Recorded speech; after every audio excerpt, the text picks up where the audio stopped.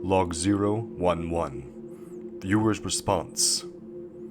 Instead of profile reviews, or rather, dissections the night before, the host announced in perfect unison, "Fan comments!" The contestants exchange wary looks, uncertain of what to expect. The hosts dispel their doubts.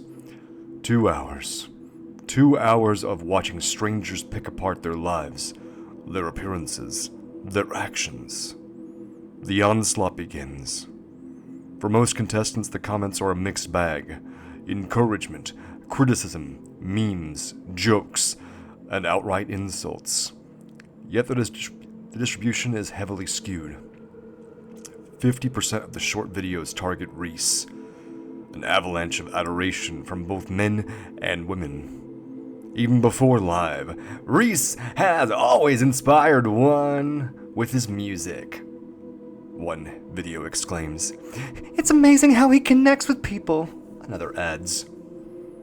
"Honestly, I feel like he's changed my perspective on, so many things. He gives me hope for, humanity." Out of the corner of her eye, Rebecca observes him. His usual easy confidence appears muted. His arms are tightly crossed against his chest. His expression unreadable, though a subtle twitch of his jaw hints at something simmering beneath the surface. His charismatic smile is absent, and his posture is closed off. Why is he reacting this way? The outpouring of adoration is clearly meant to boost his popularity, yet he doesn't seem pleased. Maybe it has something to do with what he told her last night. Whether it's just another of his acts, or a rare glimpse behind the pop star's mask. Next to him, contestant 3 gives him pats on the back every time his awards are mentioned, or whenever his musical talent is deemed otherworldly. Rebecca's own comments come mostly from men, lavishing praise on her looks and the fierce side they claim to see, many laced with frankly disgusting propositions. As the host reads them out loud, horror sinks its claws into her ribs. They say things she's only ever heard in horny teenage movies, things she prays will never reach her father's ears. Fortunately, he doesn't own a TV, and even if he did, he wouldn't watch a reality show. Not even for her. His caregiver, on the other hand. A wave of revulsion twists in her stomach. Contestant 24's divided reception is interesting. Some viewers defend him, saying he's a brilliant man, too bright for a pitiful teacher's salary, but too honorable to do anything else. They claim he made a mistake. That's what born from nature can't possibly be hurtful. That he was just desperate to make it to the end of the month with some cash. That his love for animals and the ecosystem should be enough to excuse his crime. That selling weed to high school students isn't really that bad. Others, and Rebecca can't help but agree with this second group, believe he's a wolf in sheep's clothing. And after what feels like an eternity, the hosts finally bid farewell to the contestants and audience. The screen flickers off. The lights come on. The contestants file out of the common room more quietly than the previous night. Embarrassed, shocked by the image they project to the world outside live. At least, that's what Rebecca feels. She waits until the room is nearly empty before making her way back to her dormitory. She had dinner before the show aired tonight, so she is now free to go to sleep. As she rounds the first corner, leading to the second row of bedrooms' doors, she spots a figure huddled on the floor, hugging her legs, shoulders shaking subtly. It's contestant 30. She's younger than Rebecca, perhaps barely out of her teens. Her skin remains smooth, untouched by the harsh realities of the outside world or the brutal confines of life. Her large blue eyes, wide and innocent, hold a hint of unhushed and unshed tears. Her blonde hair, previously kept in a neat braid, now falls loose and messy, strands clinging to her damp cheeks.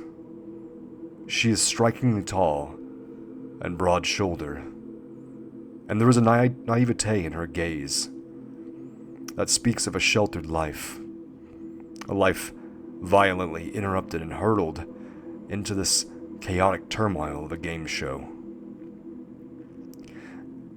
Do you think the battles will start tomorrow? The girl asks Rebecca. Her question sounds painfully comical over the upbeat strings of the ever-present theme song.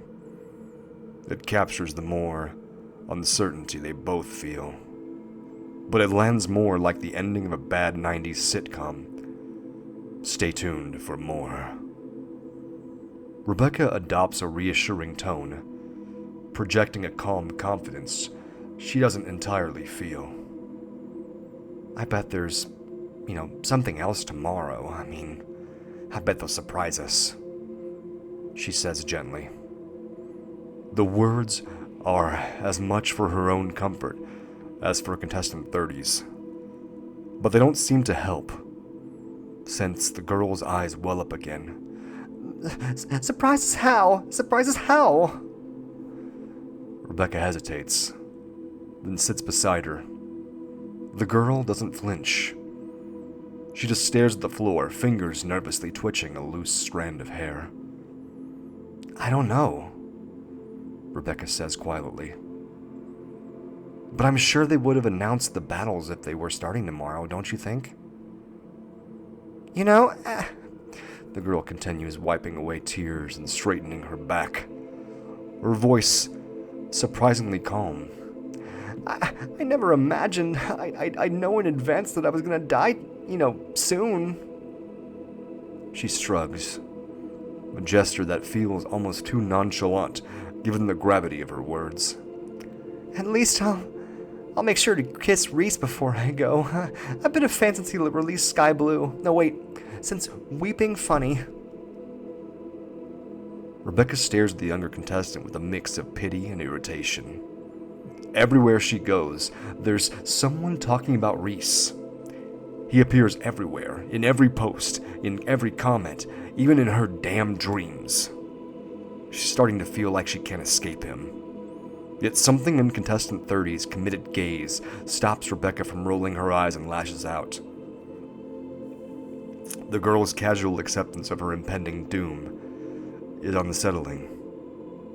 It makes anyone who still believes they have a real chance of winning seem delusional. And her frivolous wish for a kiss from Reese creates a dissonance that makes Rebecca's stomach churn. But she can't judge her.